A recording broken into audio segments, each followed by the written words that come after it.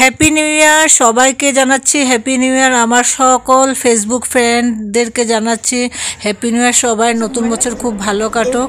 তো দেখো আমরা সকাল সকাল চান টান করে আমি আর আমার শাশুড়ি মা চলে আসলাম মন্দিরে পুজো দেওয়ার জন্য। সকাল 8:30 ভিতরে চলে আসলাম। আর দেখো এসে প্রথমে দোকান থেকে মালা নিয়ে নিচ্ছিলাম। তো এটা হচ্ছে মায়ের জন্য অর্ডার করা ছিল, সাদা মালাটা। শিবজি আর মায়ের জন্য সাদা মালা নিয়ে নিলাম। আর বাকি লক্ষ্মীনারায়ণের জন্য বলেছি গেন্দা ফুলের মালা বানিয়ে দিতে। তো লক্ষ্মীনারায়ণের জন্য গেন্দা ফুলের মালা বানিয়ে দিচ্ছিল। আমরা একটু দাঁড়িয়েছিলাম সাইডে। ততক্ষণে একটু আমি আর আমার শাশুড়ি মা একটু সেলফি ফটো তুলে নিলাম। আর আমার হাজব্যান্ড আসতে পারেনি, ওর একটু বিশেষ কাজের জন্য একটু বাইরে যেতে হলো, তাই মন্দিরে আসতে পারেনি। নাহলে আমরা 3 জন মিলে মন্দিরে আসতাম। তো যাই হোক, দিল্লিতে প্রচুর ঠান্ডা পড়েছে, খুব ঠান্ডা। তার মধ্যেও আমরা চলে এসেছি সকাল সকাল ঠাকুরের পুজো দিতে মন্দিরে। তো বাকি সব কিছু নিয়ে এসেছিলাম ঘর থেকে, ধূপকাঠি, মোমবাতি আর ফল প্রসাদ, মিষ্টি সব কিছু নিয়ে এসেছিলাম। শুধু মালাটাই কেনার বাকি ছিল। তো মালাটা কিনে নিচ্ছিলাম। কিনে আমরা চলে যাব মন্দিরে। মন্দিরে গিয়ে আগে মায়ের পুজো দিয়ে দেব।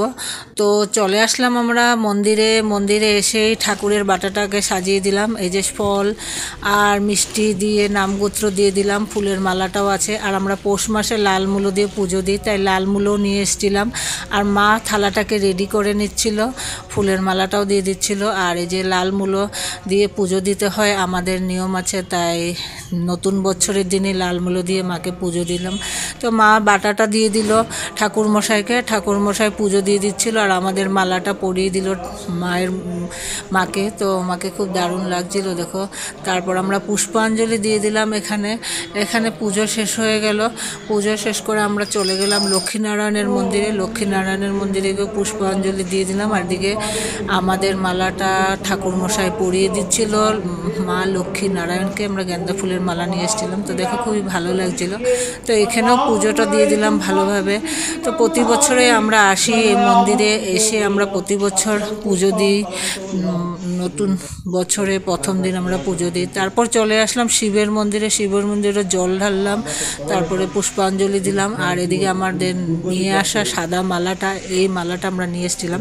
তো শিব ঠাকুরের তো সাদা মালা খুবই প্রিয়, তাই খুবই ভালো লাগছিল। শিবকে সাদা মালা পরিয়ে দিয়েছিল। সাদা মালা কিন্তু কেউই শিব ঠাকুরকে দেয়নি, শুধু আমরাই দিয়েছিলাম একটা সাদা মালা। তো খুব দারুণ লাগছিল। আমি পরিয়ে দিলাম নিজের হাতে শিবকে মালাটা। তো আমাদের পুজো হয়ে গেল। পুজো হওয়ার পর আমরা আবার প্রণাম করে নিলাম, সামনে বসে একটু জপ করে নিলাম। আর আমার হাজব্যান্ড তো আসতে পারেনি, মনটাও একটু খারাপ লাগছিল। ও সবসময় আসে নতুন বছরে, ওর বিশেষ কারণের জন্য আসতে পারেনি। তো যাই হোক, আমাদের পুজো টুজো দেওয়া হয়ে গেলো। তারপর আমি আর আমার শাশুড়ি মা মিলে একটা সেলফি তুলে নিলাম।